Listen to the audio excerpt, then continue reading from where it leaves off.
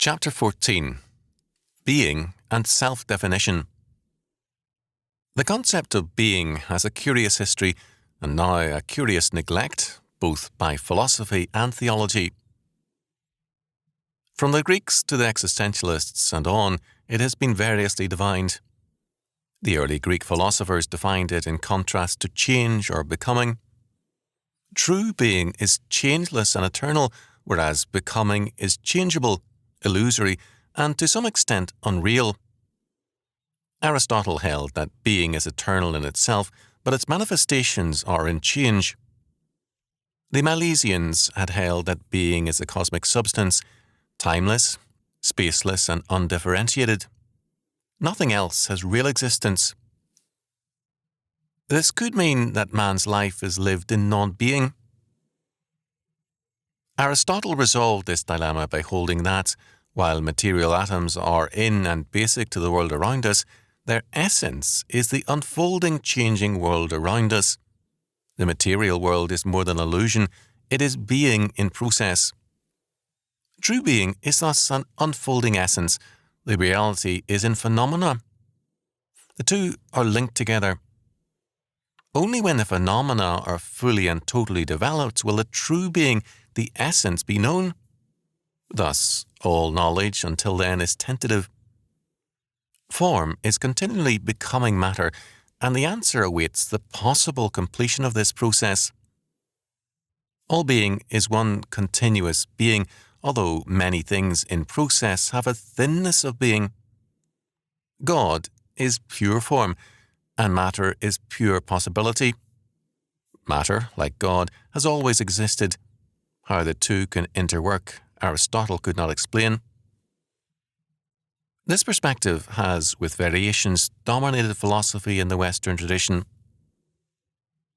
Biblical Christianity has a very different perspective. Instead of one being, we have the uncreated being of God, and then the created being of the entire world of creation.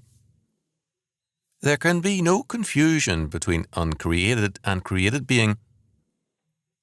The Council of Chalcedon, 451 AD, insisted on the perfect union without confusion of the two natures of Christ. Too many thinkers, however, preferred the Greek answer, and the concept of the great chain of being became popular, especially with the Enlightenment. Everything participated in this theory in the being of God, but the lower on the scale of creation, the thinner the participation in being. All being in this concept is God being, but most things, as I heard a student in my youth lightly describe it, are lower in their, quote, God stuff, end quote. For Jean-Paul Sartre, the dualism of appearance and essence was illusory. The whole of being and nothingness was a confused effort to define being in terms of the Kantian existentialist framework. The language of philosophy, its terminology and assumptions, Sartre dismissed as no longer valid. Since the existentialist movement is a lone wheel, and since religious, social and emotional data exist only in our consciousness for Sartre, the logic of his position meant that being is existential man, who is then his own God. In the process, however, all meaning was annihilated, so that no meaning remains, and to be is nothingness. The death of God becomes the death of meaning and of God. The death of God school of thought similarly found itself negating itself.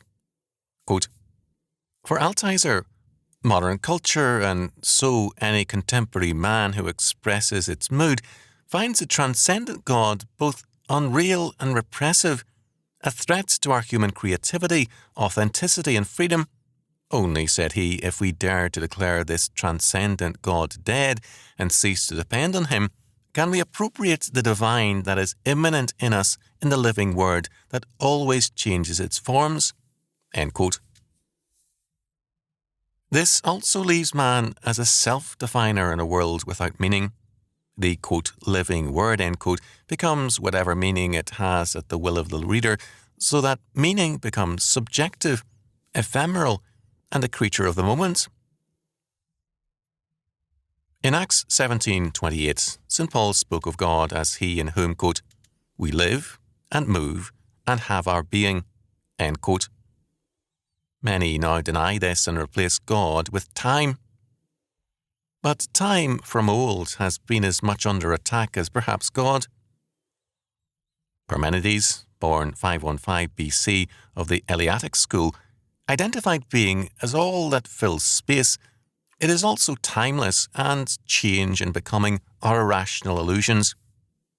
Heraclitus, circa 536 to 470 BC of Ephesus, denied permanence and held that change is universal. He held, quote, all things are one, end quote.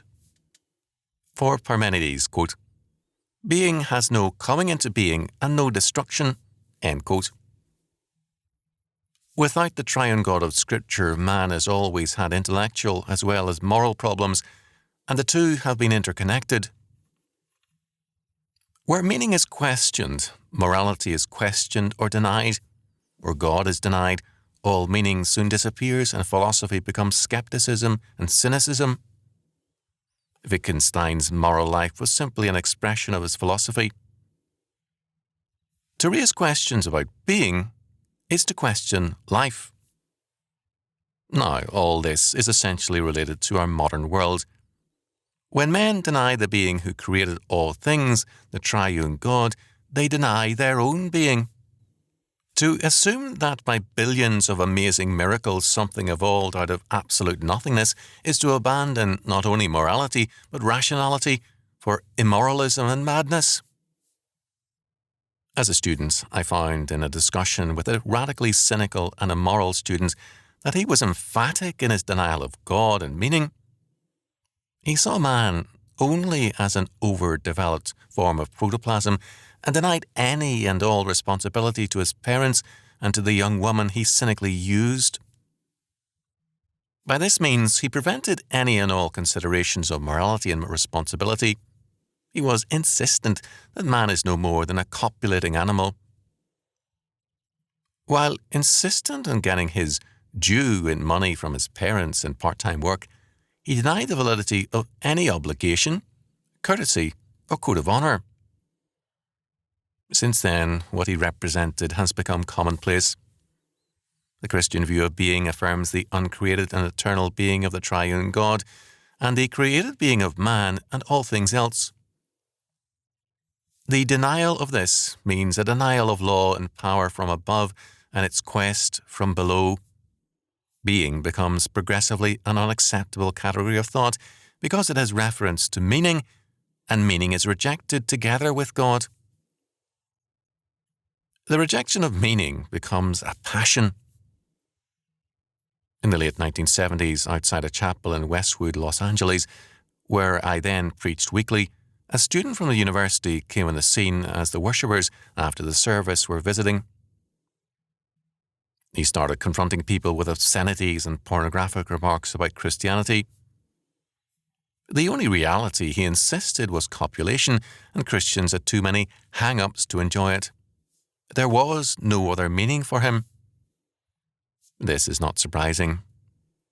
Meaning has become a complicated thing in modern philosophy whose subject is often simply language and its essential non-meaning. Max Black, in the Dictionary of Philosophy, called it, quote, a highly ambiguous term, end quote. The denial of God means at the least questioning both being and meaning. Dostoevsky held that if there is no God, then everything is permitted.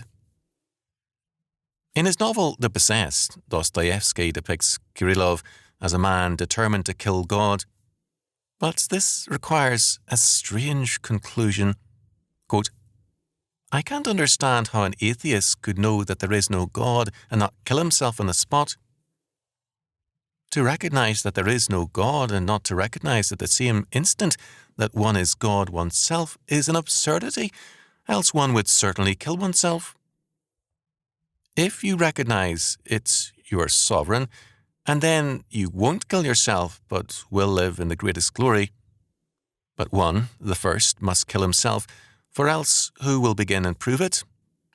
Now, I am only a god against my will, and I am unhappy because I am bound to assert my will.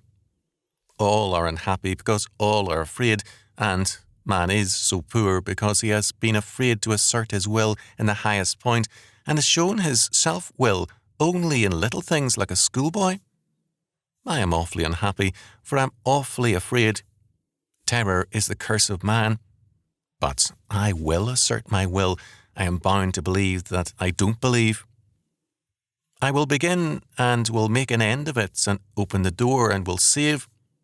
That's the only thing that will save mankind and will recreate the next generation physically, for with his present physical nature, man can't get on without his former God, I believe.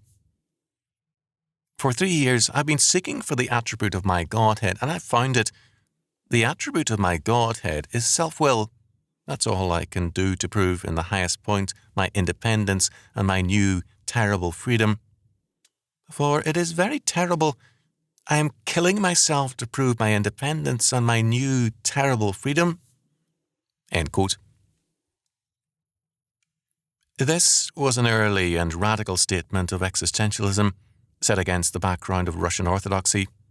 Kirillov first asserts the necessity for the death of God.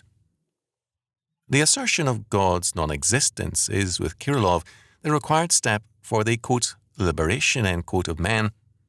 But, second, if God is dead, then man is God, and all things are then permitted. This, however, is a fearful conclusion for a generation reared to believe in God and to keep God's law.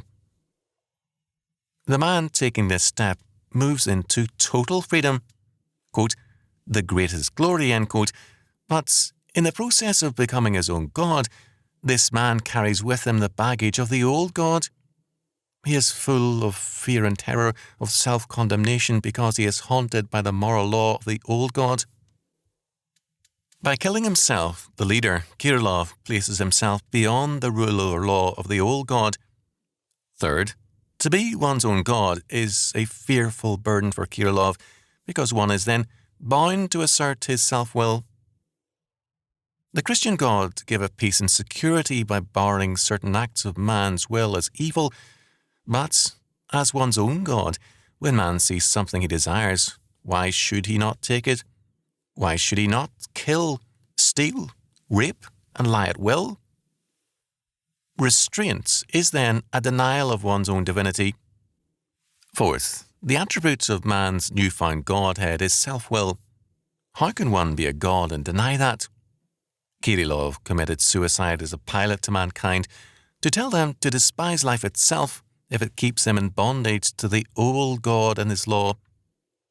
But Kirillov came out of the context of a church-oriented culture. When he denied the being of God, he in practice affirmed it. Pyotr Stevanovich, while wrongly stating that Kirillov would not commit suicide, rightly observed, quote, the nuisance of it is that he believes in God like any priest, end quote. The true unbelievers were living beyond God. They were the possessed, the true devils, because for them the only course in their godless world was the evil act. They practiced evil as a witness to their freedom and the non-being of God and man. Evil is today endemic in the modern world. The young commit meaningless acts of violence and murder simply to act, to express themselves, and living for them means doing evil. Their self-definition is not in terms of any traditional doctrine of evil, it is in terms of evil, of killing, fornicating mindlessly, and in contempt for all that is good.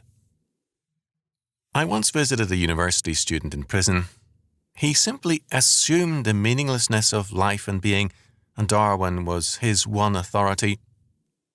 Having a deep respect for his grandmother, it took me years to speak openly of that brilliant young man's views. For him, to be meant to commit evil. The ideas of the good, the true, and the holy were myths to him. Man could only know himself in what the Church has called evil.